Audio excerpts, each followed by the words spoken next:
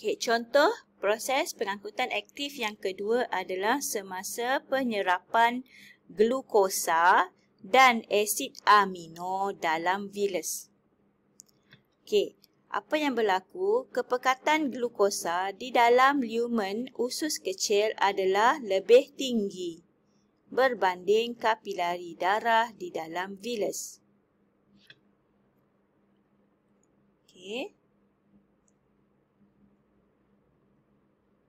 Contoh, ini villus. Kita ambil satu villus. Okey, kita ada laktil. Laktil ini dikelilingi oleh kapilari darah. Okey, ini pula ialah lapisan villus. Dia terdiri daripada satu sel saja, lapisan epitelium.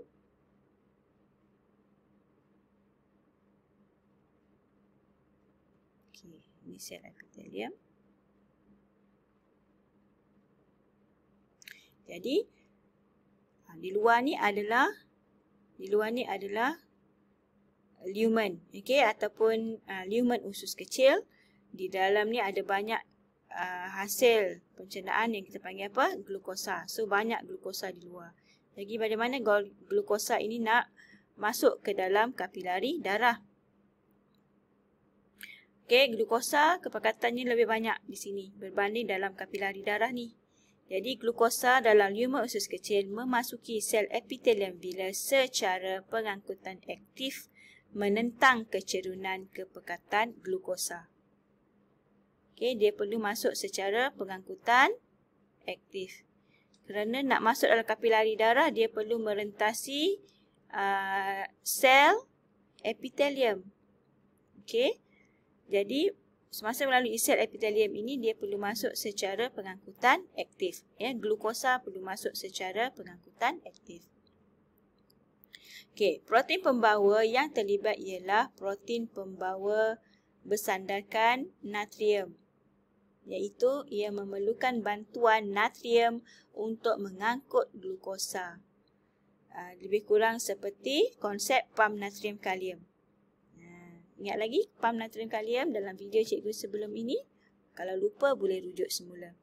Jadi molekul glukosa kemudiannya akan keluar dari sel epitelium menuruni cerun kepekatan secara resapan berbantu dan seterusnya meresap ke dalam kapilari darah. Jadi proses ataupun mekanisme pengangkutan asid amino juga adalah sama seperti konsep pergerakan pengangkutan aktif glukosa. Jadi untuk asid amino dan glukosa, kisahnya adalah ni, semasa glukosa atau asid amino ni nak merentasi dinding ataupun membran plasma sel epitelium. So nak lalu membran plasma sel epitelium, dia perlu diangkut secara pengangkutan aktif melalui protein pembawa yang bersandarkan natrium. Ya. Jadi, barulah glukosa dan asid amino tadi boleh dibawa merentasi membran plasma sel epitelium. Jadi, apabila dah diangkut dapat merentasi sel epitelium, dah banyak glukosa itu, barulah glukosa tadi boleh keluar, ya, menuruni cerun kepekatan secara resapan berbantu. Dan barulah boleh meresap ke dalam kapilari darah. Baru boleh masuk dalam kapilari darah. Okey, ini contoh pengangkutan aktif penyerapan glukosa dan asid amino dalam villus. Okey, seterusnya kita lihat contoh pengangkutan aktif yang berlaku semasa pengangkutan sukrosa dari daun ke tisu phloem. Okey, glukosa disintesiskan dalam daun hijau semasa proses fotosintesis. Jadi glukosa ni akan ditukar kepada sukrosa sebelum diangkut ke dalam tisu phloem. Okey, bagaimana diangkut? Dia diangkut melalui proses pengangkutan aktif. Maksudnya sukrosa perlu diangkut ke dalam tisu phloem melalui proses pengangkutan aktif. Okey, pengangkutan aktif sukrosa ke dalam flowworm menggunakan protein pembawa proton sukrosa. Namanya apa? Protein pembawa proton sukrosa. Okey, sukrosa kemudiannya diangkut bersama-sama dengan ion hidrogen ke dalam sel menerusi protein pembawa proton sukrosa. Maksudnya sukrosa dibawa bersama dengan ion hidrogen oleh protein pembawa proton sukrosa. Sukrosa diangkut menentang cerun kepekatannya, tetapi ion hidrogen bergerak menuruni cerun kepekatannya. Maksudnya sukrosa menentang cerun kepekatan, tetapi ion hidrogen bergerak menuruni cerun kepekatan. Itulah proses bagaimana sukrosa yang asalnya daripada glukosa ditukar kepada sukrosa. Sukrosa diangkut melalui pengangkutan aktif dengan bantuan protein pembawa proton sukrosa yang bersama-sama sukrosa tersebut adalah ion hidrogen. Sukrosa dibawa secara ataupun diangkut secara menentang cerun kepekatan, manakala ion hidrogen dibawa menuruni cerun kepekatan. Okey. Contoh proses yang ketiga ialah proses pengangkutan aktif semasa penyerapan semula glukosa dalam tubul renal di ginjal. Okey, penyerapan semula glukosa berlaku pada tubul berlingkar proximal nephron secara pengangkutan aktif. Ini kalau kita potong buah pinggang, kita lihat ada satu struktur yang kita panggil sebagai nephron. So, pada nephron inilah yang awak lihat ni. Okey, ini struktur yang ada pada nephron. Jadi, semasa nak serap semula glukosa pada tubul berlingkar proximal, ini tubul berlingkar proximal ni, sini, kita nak serap semula glukosa. Jadi, nak serap semula glukosa itu adalah secara pengangkutan aktif. Okey, semasa di Liku Henle, ini Liku Henle, garam, ion natrium diserap semula secara pengangkutan aktif pada tubul menaik di sini. Dan rembesan proses bahan kumuh iaitu urea, asid urik dan amonia dirembes keluar daripada kapilari darah ke dalam tubul berlingkar distal ini secara pengangkutan aktif. Ingat ya, kalau di sini tubul berlingkar proksimal, penyerapan semula glukosa secara pengangkutan aktif. Di Liku Henle, semasa tubul menaik ni, penyerapan semula ion natrium secara pengangkutan aktif. Dan di sini pula adalah tubul berlingkar distal, penyerapan perembesan keluar bahan-bahan kumuh seperti urea, asid urik dan amonia secara pengangkutan aktif. Baik.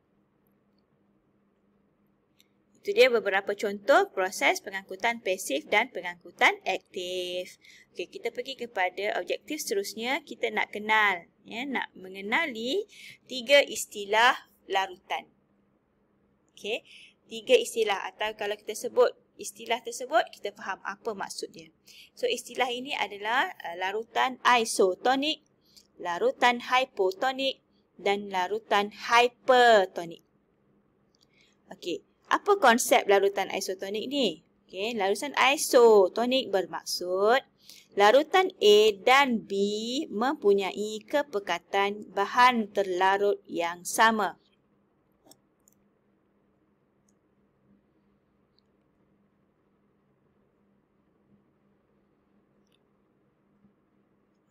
Kepekatan bahan terlarut yang sama.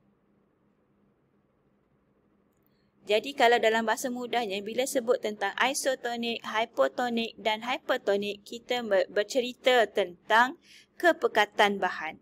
Okey, banyak mana bahan yang ada dalam larutan tersebut. Ingat lagi, jika masih ingat bagaimana larutan tersebut, larutan itu terbentuk. Larutan terbentuk apabila zat terlarut, larut di dalam pelarut. Ia akan menghasilkan larutan. Jadi sekarang kita nak cerita tentang larutan. Larutan itu ada 3 nama, isotonik, hypotonik dan hypertonik. Kenapa namanya berbeza? Kerana kepekatan zat terlarut ni. Ataupun dia panggil bahan terlarut ni. Berbezanya bahan terlarut, maka nama larutan itu juga berbeza. Jadi kalau namanya isotonik, bermaksud di dalam larutan tersebut, kepekatan bahan terlarutnya adalah sama. Jadi, apa maksudnya tu? Bila kepekatan bahan terlarutnya sama, maka tiada pergerakan bersih air. Maksudnya air sebelah sini tak ada, maksudnya apa? Tak ada yang lebih. Kalau dia bergerak pun tidak mengubah. Tidak mengubah kepekatan bahan tu. So larutan A dan B adalah isotonik terhadap satu sama lain. Tiada pergerakan bersih air berlaku.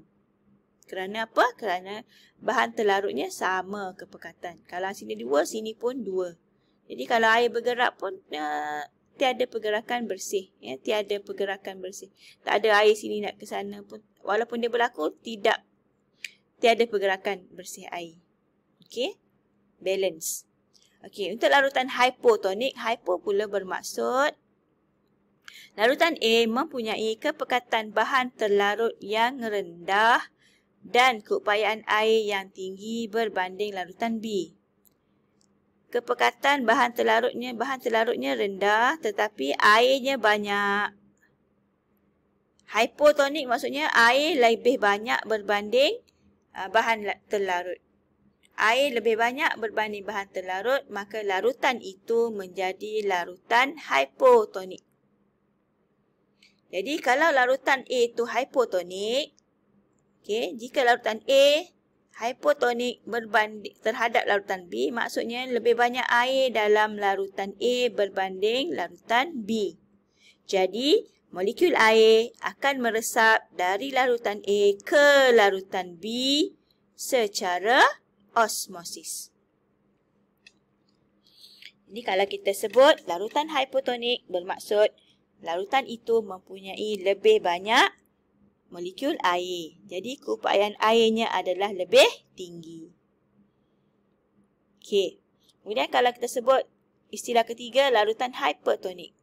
Larutan hypertonik bermaksud larutan A mempunyai kepekatan bahan terlarut yang tinggi dan keupayaan air yang rendah berbanding larutan B. Kalau kita kata larutan A adalah hypotonik, bermaksud bahan terlarutnya lebih banyak berbanding air. Jadi kalau kita kata larutan A hypertonik terhadap larutan B, maksudnya A ni molekul airnya sikit berbanding molekul air dalam larutan B. Maka air dari larutan B akan meresap ke larutan A secara osmosis. Di mana tempat air lebih banyak, air itu akan meresap ke kawasan molekul air yang lebih sikit. Jadi maksudnya larutan A adalah hypertonik terhadap larutan B. Itu adalah 3 konsep yang perlu awak faham tentang larutan. Isotonik, hypotonik dan hypertonik. So, isotonik, bilangan molekul airnya adalah tiada pergerakan. Tiada pergerakan bersih air kerana bahan terlarutnya sama banyak. Kalau larutan hypotonik, larutan itu lebih banyak molekul air berbanding zat terlarut, lagi banyak molekul air. Kalau di hypertonik, zat terlarut tu lebih banyak, molekul air tu sedikit.